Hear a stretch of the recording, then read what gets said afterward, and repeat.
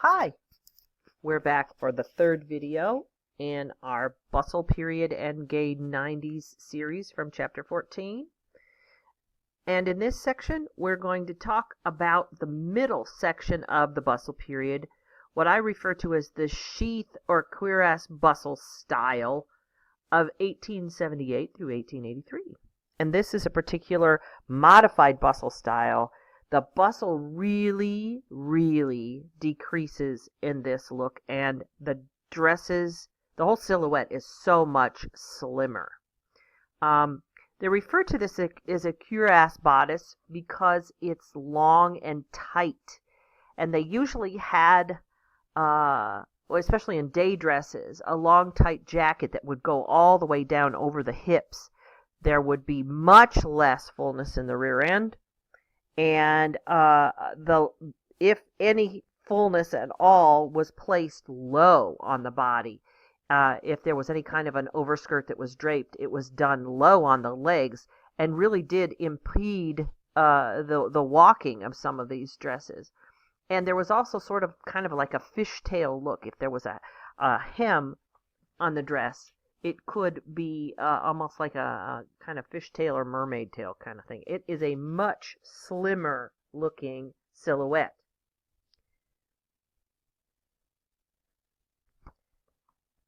Here's some examples of the silhouette that I'm talking about.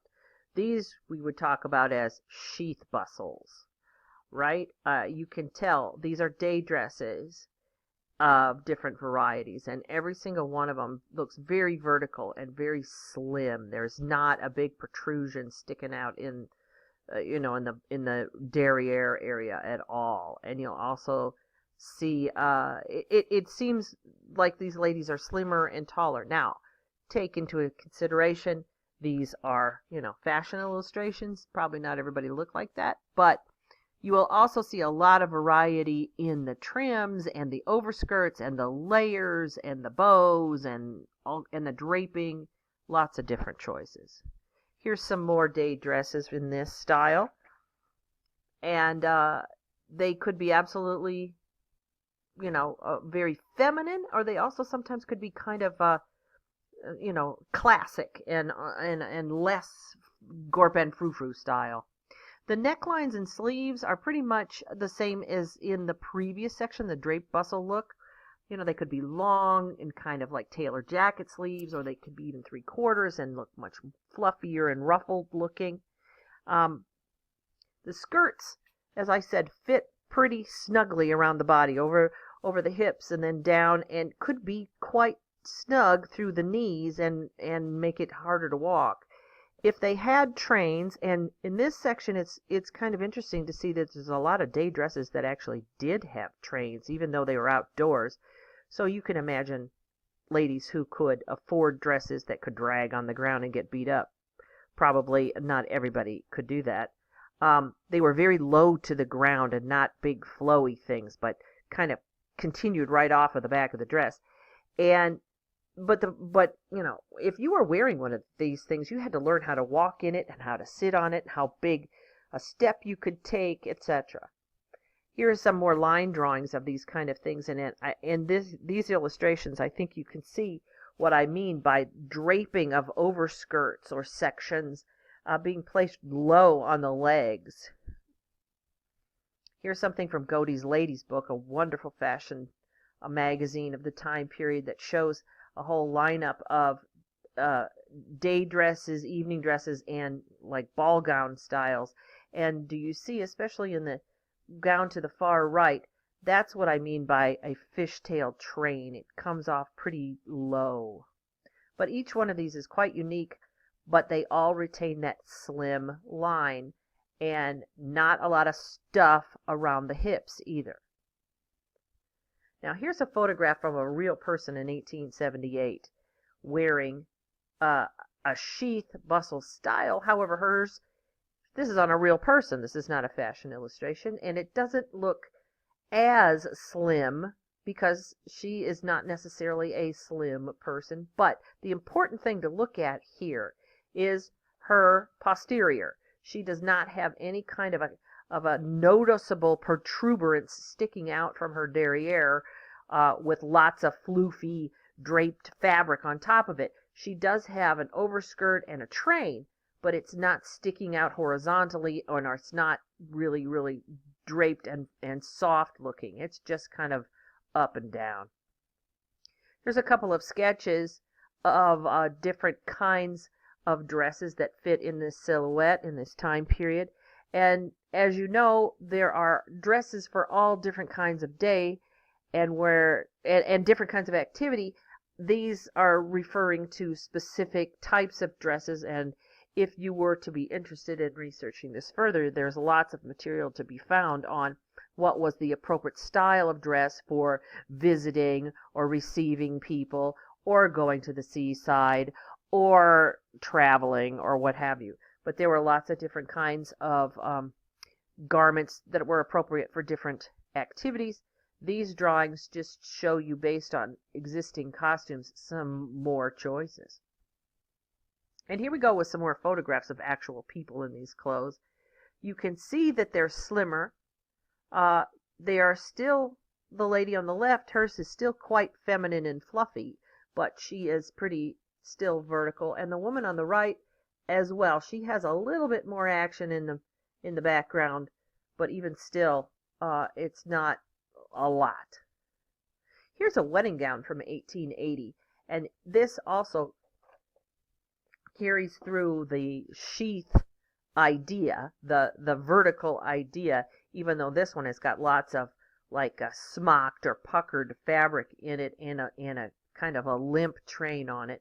That idea of going down through the hips and being smooth through the hips in this one is kind of carried through in the bodice that comes down past the waistline onto like the hip bone area. So that is where the smoothness and the tailored tightness comes about in this gown. And then here's a couple more illustrations from fashion magazines or catalogs of some more of these kinds of dresses. So I think you can get an idea that there were so many different ways to ploop, drape, tuck, pleat, tack overskirts and underskirts to have different kinds of effects. Look at how big they are. They're not, right? They're more slimmed down. That's what I want you to know, to be able to identify this middle section, the sheath bustle section. It's not sticking out a lot. Now, not everybody wore those tight things, and this is a gown for most likely a more conservative or an older woman from this time period. She has a nice long train. She's got some beautiful fabric going there, but hers is not quite as snug. There is not as much of an impediment to her walking low on the body as some of the other ones had. Now, however, here are some fashion drawings of some outdoor kind of outfits for this time period. And you can see that these ladies have big honking trains on these things and lots of fabric, and it's relatively slim. These would be definitely upper class ladies wearing these styles. For evening dresses, we're going to follow the same kind of guidelines that we had for evening gowns in every other section. More skin shows in the evening, very less amount of sleeves, whether they're just little short sleeves or even sleeveless or kind of off the shoulder. They are usually much more elaborate fabrics, maybe more pastel. This one, however, is not. This is black and red. This is quite daring with a long train. Here again, this is for a more conservative lady. This one here, this velvet black with this beautiful brocade. It is a slimmer line. There's nothing fluffy about this at all. It's quite striking, but it's not quite as tight as some of them. Here's a dress that I thought this was interesting. The existing gown itself is in the photograph on the right. The photograph, the sepia photograph on the left, is an actual picture of the woman who owned this dress wearing it. And then on the right is the picture of the actual existing vintage piece. So it's kind of cool to see how it was worn by this woman and what it looked like on her. And then right here is a wonderful example of what I mean by a princess line garment. The bodice on these go past the waistline down into the hip, and there is no waistline seam. It's been patterned that way to fit with a princess line seam to curve over the curves of the bust and the hips and all, and then come down into the sections on the side or what have you. So that's what I mean by a princess line. It's not the bodice and skirt and the bodice having the point in the front. It is a continuous kind of line. Evening dresses during this sheath bustle look time. Here's some more. On the left we see some very fluffy, very feminine, very ruffly evening gowns with very brief sleeves that are just hardly past a shoulder strap. And we don't see real plunging cleavage on these ladies. One's square and one's kind of scooped, but you do notice how the bodices themselves are fit very snugly to the body and continue down to the lower hip before the skirt action starts to happen. The photograph on the right of the red and gold dress is an actual existing evening gown from this time period, and it's a little more tailored in a sense, but actually quite bright and brazen colors on this, with a really unusual kind of swoop to the red overskirt.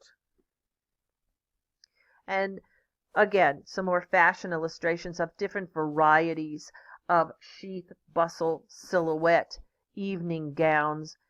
There were lots of pastels, but as you can see, there also were some very striking, bold colored red and dark colored evening gowns as well.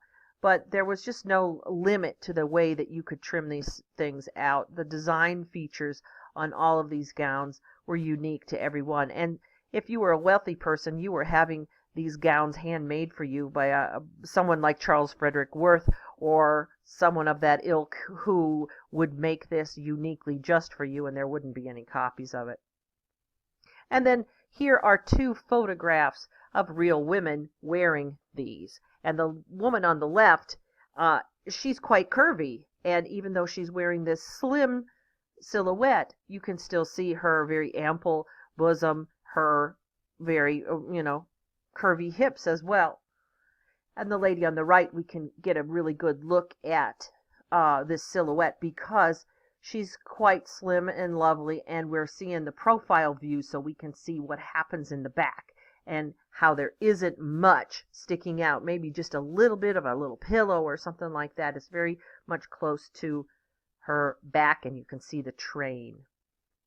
So that's the end of video number 3, and come back for number 4 where we'll continue with the next bustle style, which is the shelf bustle.